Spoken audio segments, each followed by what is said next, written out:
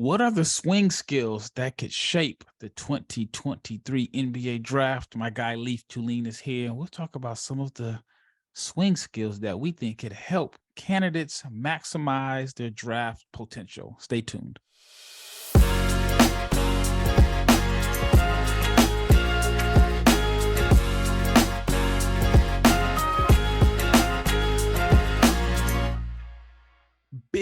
Big shout out to each and every person that has made the Locked On NBA Big Board podcast your first listen of the day. I'm Rafael Barlowe, the director of scouting for NBA Big Board and the founder of NBA Draft Junkies.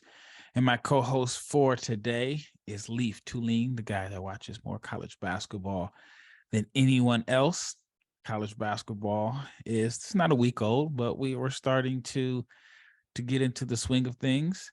And this episode is about the swing skills that could help guys maximize their draft ranking. So everyone has like a skill. At least I feel like everyone has a certain skill set that if they improve this or if they show this, then I mean it'll help their draft stock. Some guys, I think they've already established a range that they're not going to go below, but there are some guys that this certain skill set improving or showing improvement from their skill set can help them out.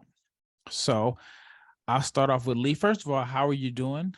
It looks like you got the mustache coming in. I'm doing well. The mustache is, I'm surprised people can see it as it grows in blonde, but college basketball is on. It's consuming a lot of my time, but I'm happy to have that consuming my time, and I'm making sure to jot down notes as I watch various games. And there haven't been very many show-stopping games, and I'm hoping tomorrow it kind of really college basketball sinks in with. Yeah, I mean, both the months of August and September and October, it's kind of rough. So I'm glad that college basketball is definitely back. All right, so when talking about this draft, this is a draft that I don't know if it was you that I did the episode with, or maybe it was Sam. This is a draft that is high on athleticism and lacking shooters. So there are going to be a few guys that, at least I'm guessing, that you feel like the shooting is the swing skill. Who is the number one prospect that you think can do the most for his draft stock with good shooting, or at least efficient shooting numbers this season? I would say it's Osar Thompson. Because I don't know if his stock will rise as much because he's already higher than most, so he may not be as much of a climber. But I think when you're in that range where he could be in the top 10, moving from 14, which is kind of like the floor that I've seen him at, up to 6 or 7 is a huge jump, even if it isn't as many ranking spots as someone moving 30 to 15. He's got all the athletic tools that we allowed Amen Thompson for. He's got passing ability. He's just not on ball as often.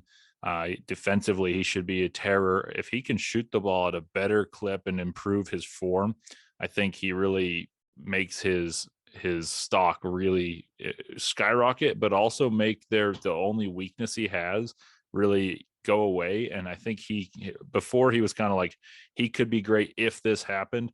But now if his shot's good, he's really good at a lot of things. It's not just good at a lot, master of none. I think he can master some things, and then he fixes his glaring weakness. It is a very, very, very glaring weakness. Man, I don't have the stats in front of me right now, but I want to say it was like 25% from 3 or something, like not even 25. I want to say it was like in the low 20s from 3. The catch and shoot numbers were pretty abysmal. And I do think that it will help him out a lot to improve his draft stock. I mean, let's just say he shoots 37%, 36%, 35% on 3 attempts per game. Does he crack the top 5? Yeah, I don't know, but he certainly would have a claim for it. Right now, I've got him at number 7, or 7 or 8. I can't remember what I put him at, but one of those two. So I'm higher than him than most, and if he fixes that, he's certainly not far off the top 5 for me. Yeah, it's crazy. Both brothers shot below 25% from 3, and below 70% from the foul line. Sore shot, 28.7% on jumpers, 26.5% on catch and shoot jumpers. He was 5 for 29 on unguarded catch and shoot jumpers. And yeah, those numbers aren't good, especially off the ball. On one hand, like, all right, do you feel like you'd rather have a bad shooter off the ball or a bad shooter on the ball? Because I've heard both cases. So this is it depends who he's surrounded by. If you're a team surrounded by other shooters, I'd rather have him on the ball and create with his dynamic athleticism. And there may be some growing pains as being the primary ball handler right away, but that would be my preference. Make things happen, get to the cup, kick the ball out. Whereas off the ball, you kind of have to hide him and have him slide off the baseline and cut. And I think he could still make things happen with a nose for the basketball. And he's shown he's been able to do that for overtime elite. But in the NBA, I prefer having my non-shooter be a playmaker that respects the defense and commands attention in other ways. Gotcha. All right, here's my swing skill. I don't think it's going to have a major impact on his draft range, but I've mentioned it before. I want to see Nick Smith finish at the rim. I know he is heavily relying on the floater, and I know his floater is impressive. I mean, it's like his bread and butter. It's kind of nitpicking here, but I would love to see him more so. I would love to see him finish at the rim better, because I think if he's finishing at the rim or he's going all the way to the basket, I think the free throw numbers will rise, and he's a good shooter, and I think he can put up more points if he's attacking more and getting to the free throw line. What are your thoughts on Nick Smith and getting to the rim or finishing at the rim being a swing skill? I like it. I think the pressure he can put on a defense because of the way he gets where he wants to is really impressive, but he doesn't put pressure on the rim in the way that someone like Scoot Henderson. And we briefly discussed, I don't remember exactly what it was, but someone was commenting that Nick Smith was ahead of Scoot. And I said that I just don't. Mike Jones, and I'm sure he's going to comment after this. Yeah, I had to ask him, was he from Arkansas? So he's very high on Nick Smith, but we had a brief aside a week or two ago, and I said this is that the pressure that Scoot Henderson puts on a defense, but in particular the rim, is relentless because he's able to get there, finish with his body, finish with finesse and physicality. Nick Smith, I haven't seen that, and believe me, I'm the biggest proponent of the floater you'll ever meet. Like, I have a group chat called Floaters Over Layups, and I love a good floater, but I think at this level you have to be able to finish at the rim. So I think that's a very good pick for that, and that's one of my. For each player, I kind of write down notes of what I want them to be shooting, like percentage wise, and what type of shots I want to see them shooting in terms of like which shots they're shooting splits. And that was on there. I said, I want to see him shoot, I forget the number I laid out, but a certain amount of percentage shots at the rim rather than from 10 feet. And I don't know until later in the season when I go through the synergy stats what it'll be, but that's something I'm going to be tracking. I love that because, I mean, I do something similar. So when I do my notes, like I pull out my phone and I'm typing the notes in the notes on the iPhone, and I have my areas of concern. And sometimes it's a major area of concern, but then also it is just my selfish plan for the player, what I would like to see. That doesn't necessarily mean that, if it doesn't happen, that they're not going to be able to be really good. But for him, it was definitely finishing at the rim more, because I'm like, usually floater is the thing that we want the guy to add to his game, because he's so reliant on attacking the rim. He may not be able to get there with NBA rim protectors, or even like with the college lane being packed. So it's kind of like the opposite. We're usually wanting someone to add a floater. So I have this draft guide that should be coming out. Should be out within the next 24 to 48 hours. And shameless plug here. It's over 100-something prospects. I've put in a ridiculous amount of time and work. And you're going to see on there a lot. Needs to add floater. And Nick Smith is like the one guy where I'm like, okay, you shoot the floater too much. Can you get to the rim a little bit more? All right, we have a few more prospects that I want to talk about, but I have to let you know about BetOnline and why BetOnline is the number one source for sports betting info, stats, news, and analysis. That's because at BetOnline, you get the latest odds and trends for every professional and amateur league out there, from football to basketball to soccer, even esports. They have it at betonline.net. And if you love sports podcasts, you can find those at BetOnline as well. BetOnline is the fastest and the easiest way to get your betting fix. Head to the website today or use your mobile device to learn more. BetOnline is where the game starts. Once again, it's Rafael Barlowe with my co-host Leif Thulin, and we want to thank you for making the Locked On NBA Big Board podcast your first listen of the day.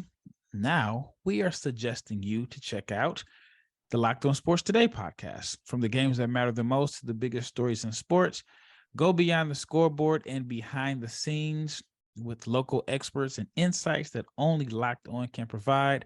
Locked On Sports Today, it is available on this app, YouTube, and wherever you get your podcasts. All right, we are talking about swing skills. Who is next on your list as far as this swing skill can change the trajectory of their draft stock? Yeah, I think there's a lot of players that it'll be redundant that we want shooting because they excel athletically. So I'll list a few there, and we can kind of delve into one or two of them. One that I think really needs to work on the jump shot, especially from the perimeter, Jarace Walker, because he's got the physical tools to be everything that you want from a modern four. G.G. Jackson, super young on a very poor South Carolina team. He shot well against South Carolina State. I paid close attention to that one because I'm high on his skill set, but I worry in the SEC they could go 0-18 for that, and he'll struggle because he's going to have to shoulder an unbearable burden.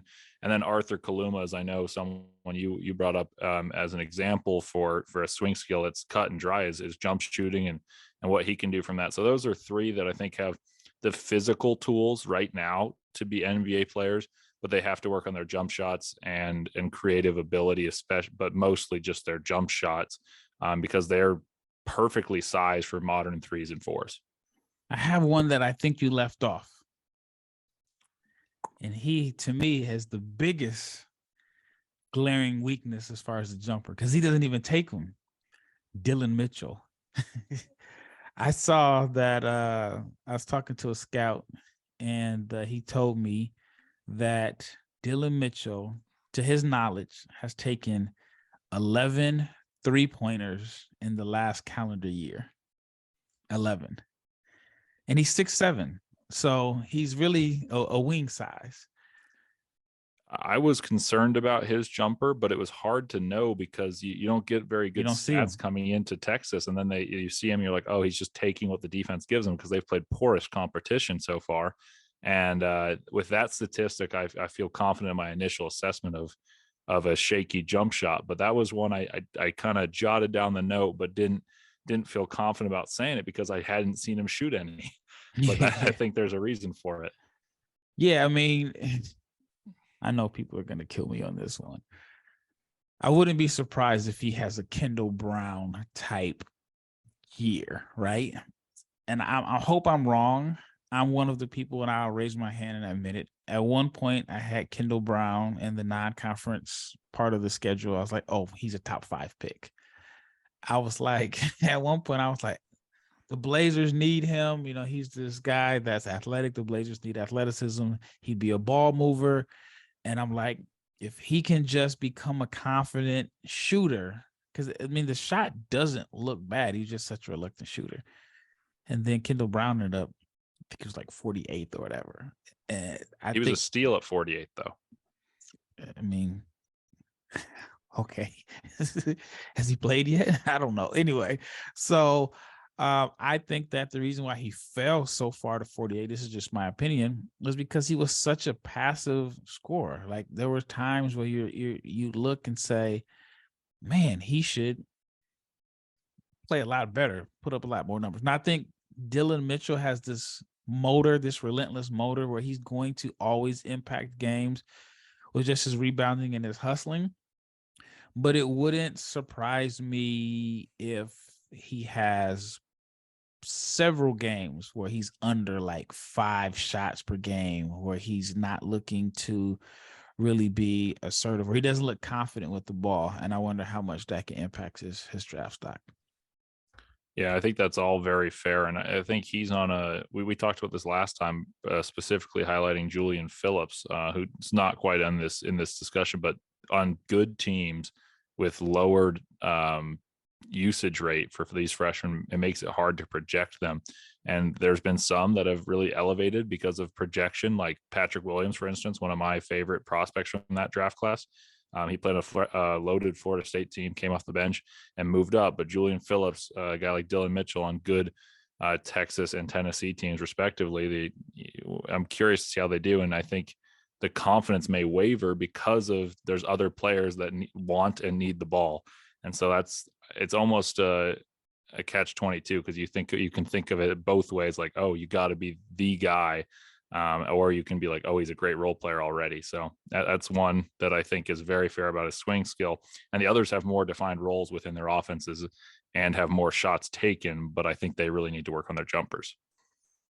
All right, let's talk about Kaluma. I'm from Omaha, so of course I root for Creighton. Here's this funny story that I just heard a couple of days ago. So I live in Dallas, but I'm from Omaha, born and raised. And I just found out that Arthur Kaluma used to play.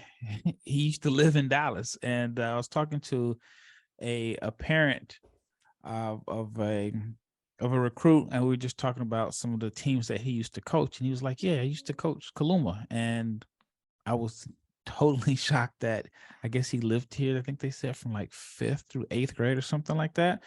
But anyway, what do you think he needs to do to get into the lottery? Well, Creighton's going to have a good offense, whatever way that you can roll the ball out. And that with that level of talent and Greg McDermott at the helm, they're going to have a good offense. So I think he needs to really maximize his 3-point shooting ability and shoot a lot off the catch and shoot, because we've seen his mid-range. I mean, we've both discussed that Kansas game in the tournament. Like he looked like he could have been a first rounder within that game, and he shot some mid-range. He got to the rim. He's got the strong frame, defended well. I honestly think he just needs to work on catch and shoot shootability, and then he'll shoot mid-range jump shot. That's part of his arsenal. But in the NBA, I don't think he's going to be the guy, so he rarely will shoot those. So I think it's all about, for him, maximizing his catch and shoot opportunities and getting his percentage up. And it sounds easy, but I mean, I think it's sometimes more simple than we think. Yeah. Yeah, he shot 26% from 3 last year on 3 attempts per game. One thing I definitely noticed was he's confident in the jumper. He wasn't afraid to let it fly, even in the Kansas game, which I thought he was gone after that Kansas game. I thought he just had made such a good lasting impression. But yeah, man, I think that if he can improve, let's say his percentage improves 4 points, I mean, I'd put him at like 30. But if he's around 33, 34, and he's rebounding, I think that he has a chance. I mean,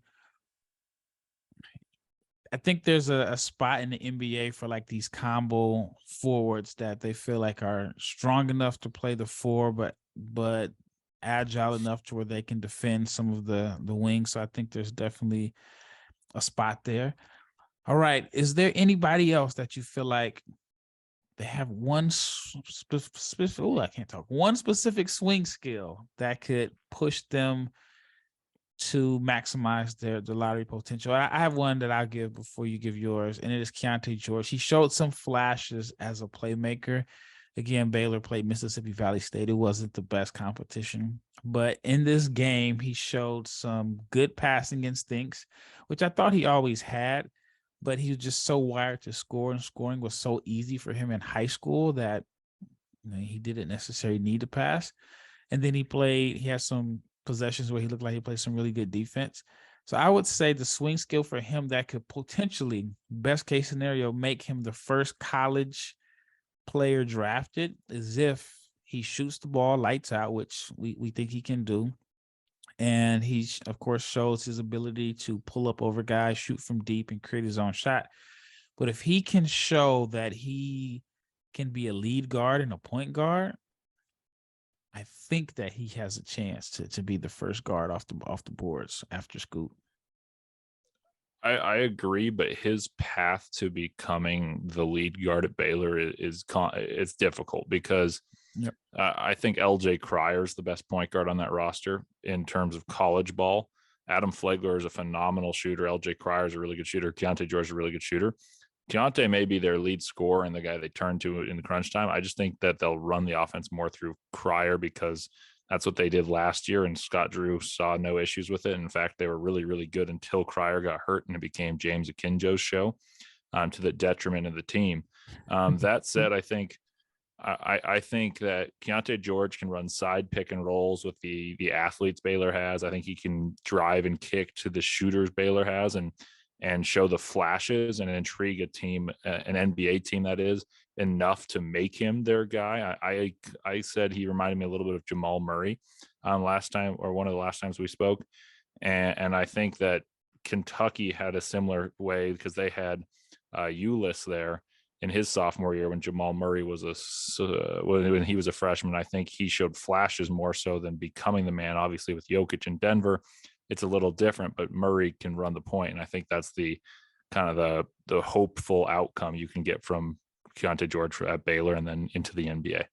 Yeah, I don't think he'll be their primary, but like you said, if he can show good decision-making on like side pick and rolls or even just the driving kicks, then I think it could really, really help. Is there anybody else that you feel like a swing skill could swing their draft stock?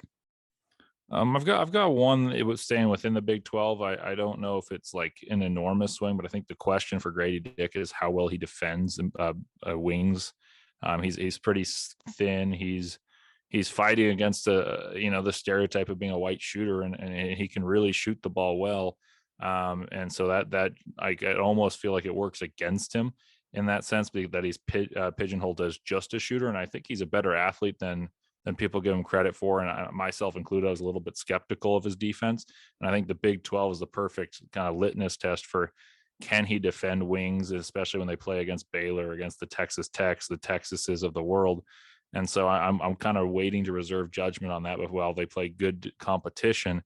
But that's a big swing skill to me, that if he can defend against some of the NBA caliber guards and wings, I think he improves his stock quite a bit rather than just being a shooter. I can't wait to the Baylor game. I can't wait because, I mean, it's like Kansas's size. I mean, they're bigger than Baylor in the backcourt, but Baylor has, I mean, they have some really good shooters. Do you think this Baylor backcourt today is better than their national championship backcourt? No, because the other team was older. Davion Mitchell was a nightmare for everyone.